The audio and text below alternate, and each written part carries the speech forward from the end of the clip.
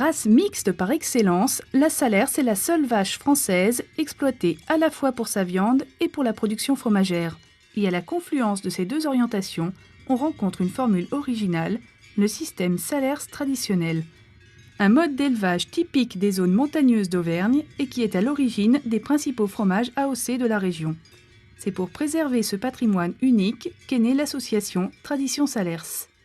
À l'origine, en 1992, c'est les producteurs fermiers traditionnels qui se sont regroupés dans l'association pour essayer de faire face aux autres producteurs qui utilisaient l'image de la salaire et de la plaque rouge sur les fromages fermiers. Aujourd'hui, on est relativement satisfait de l'ensemble de la filière puisque plus de 70% des éleveurs de l'association Tradition Salaire maintenant valorisent leur lait de façon spécifique et transformé en un fromage 100% au lait de salaire. Ces éleveurs, ils sont une petite centaine, installés dans les départements du Cantal et du Puy-de-Dôme. Ils y produisent Cantal, Saint-Nectaire et Salers selon un cahier des charges strict.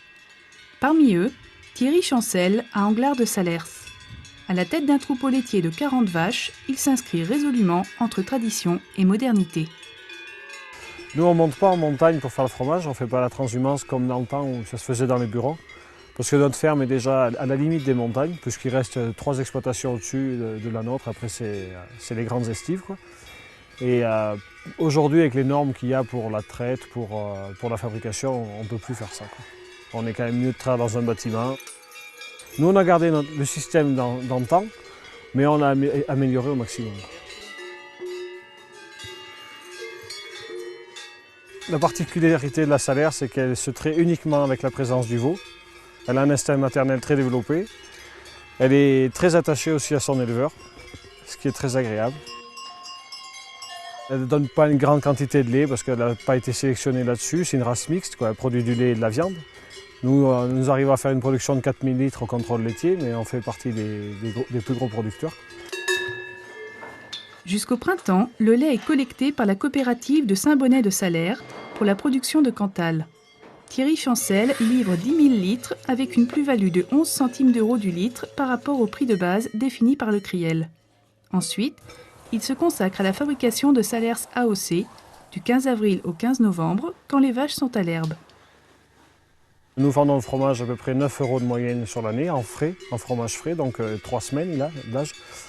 Et avec le rendement laitier qu'il faut, puisqu'il nous faut au moins 10 litres de lait pour faire 1 kg de fromage, ça nous sort le lait à 1 € le litre à peu près. Un prix attractif, certes, mais du lait au fromage, la charge de travail est lourde pour Thierry comme pour Cédric, son salarié fromager. On commence le matin à 5h15, on rentre les bêtes, on prépare la machine à traire et on commence la traite à 6h moins le quart. La traite se termine vers 7h15. Cédric part avec le lait à la laiterie et il a du travail jusqu'à 10h du matin. Et après je fais mon travail de ferme traditionnel. Et on reprend l'après-midi à 15h. Pareil, à nouveau, on refait la traite. À 5h, il part avec le lait à sa laiterie pour faire le fromage et il finit à 19h30. Oui, vous avez bien entendu, 2 traites par jour et une fabrication de fromage après chaque traite, même en période de fenaison. Côté technique, le lait des Salers jouit d'une excellente fromageabilité grâce à un TP et un TP équivalent autour de 34. Un gage de qualité authentifié grâce à une double signature.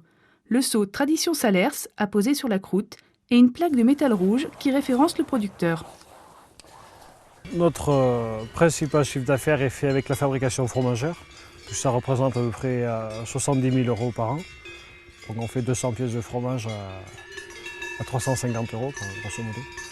Et après c'est la vente des broutards. Donc cette année je vais vendre une vingtaine de broutards à 330 kg. Cette année ils vont être à 12,50 francs le kilo à peu près. Et puis il y a les bêtes d'élevage que je vends, donc certaines vaches que je ne garde pas pour traire parce qu'elles n'ont pas suffisamment de production laitière pour rester ici. Des vaches assez âgées qui vont partir faire 1 ou 2 campagnes encore en allaitante. Et puis des génisses qui ont soit de 18 mois, soit de 24 mois qui vont partir faire le renouvellement chez les éleveurs en croisement charolais. Ça permet quand même de vivre sans avoir trop besoin de compter sur les aides européennes. Et on a quand même le plaisir de faire notre revenu par nous-mêmes, quoi.